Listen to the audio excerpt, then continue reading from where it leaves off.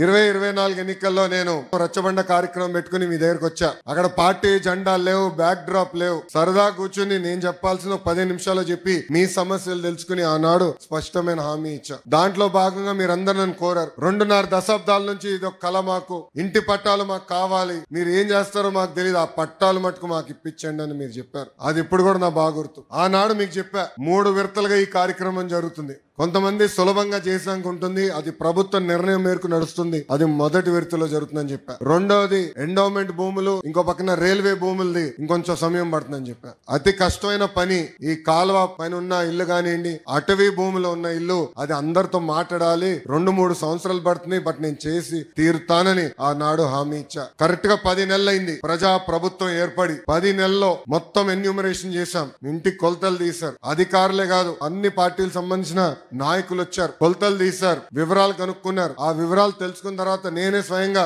Revenue మంత్రి అనగాని సత్యప్రసాద్ గారితో, గౌరవ ముఖ్యమంత్రి గారితో అనేక సార్లు మాట్లాడి ఏకంగా అది కేబినెట్ కి తీసుకెళ్లి కేబినెట్ లో ఆమోదం తెలిపిన తర్వాతనే ఈ కార్యక్రమం మన ముందర తీసుకెళ్లే పరిస్థితి. మీరందరూ ఒక్కసారి గుండెపై చేపెట్టి ఆలోచించారు. గత 2.5 దశాబ్దాలుగా మీకున్న కళ ఇది. అనేక మంది నాయకులు మీరు కలిశారు. జిరాక్స్ ప్రింటింగ్లకే విపరీతంగా ఖర్చు అయిపోయింది, కాగితాలు ఇచ్చేదానికి ఖర్చు అయింది. అలాంటిది వేదికమైన నాయకులందరం మేము కష్టపడి, మీ దగ్గర ఒక బాటిల్ నీళ్ళు కూడా మేము తాగలేదు, మీకోసం కష్టపడి అవినీతి లేకుండా ఈ రోజు మీకు ఇల్లు పట్టాలు మేము ఇస్తున్నాం. పెద్దలు ఇప్పుడే చెప్పారు, దాదాపు మొదటి విడతలో మార్కెట్ విలువ 1000 కోట్ల విలువైన ఆస్తిని ఈ రోజు మీకు శాశ్వతంగా హక్కు కూటమి ప్రభుత్వం అందజేస్తుంది. జీవితంలో మనం తీసుకున్న కొన్ని నిర్ణయాలు మన్నే మార్చేస్తుంది. 2019లో నేను ఒక నిర్ణయం తీసుకున్నాను, నాకు పరిచయం లేని నియోజకవర్గంలో పోటీ చేయాలని. ఆ నియోజకవర్గం పేరే మంగళగిరి. ఆనాడు అతి తక్కువ సమయం ఉన్నందుక నేనేంటో మీకు అర్థం లేదు, మీ సమస్యలు ఏంటో నేను తెలుసుకోలేకపోయా. నేను వచ్చిన 20 రోజులకి ఎన్నికలు అయిపోయినాయి. 5300 ఓట్లతో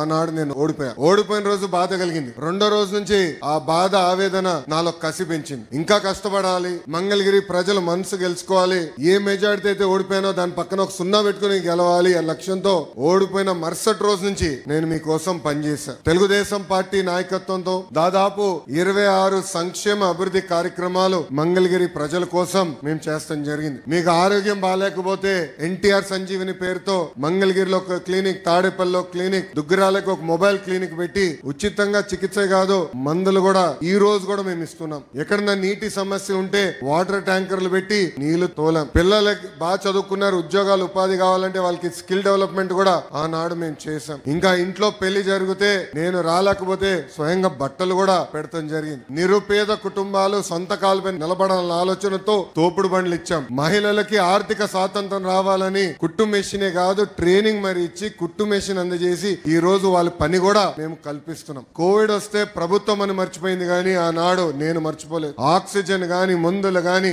అమెరికా డాక్టర్ల ద్వారా ఆన్లైన్ లో చికిత్స కూడా అందజేశాం, అవసరమైన మందులు ఇచ్చాం. ఇట్లా 26 సంక్షేమ అభివృద్ధి కార్యక్రమాలు మంగళగిరి ప్రజలకి నేను చేశాను. అది మీరు చూసి మొన్న జరిగిన ఎన్నికల్లో అందరికి దిమ్మ తిరిగే విధంగా 91,000 మెజార్టీ నన్ను గెలిపించి మీరు నన్ను శాసనసభకు పంపించారు.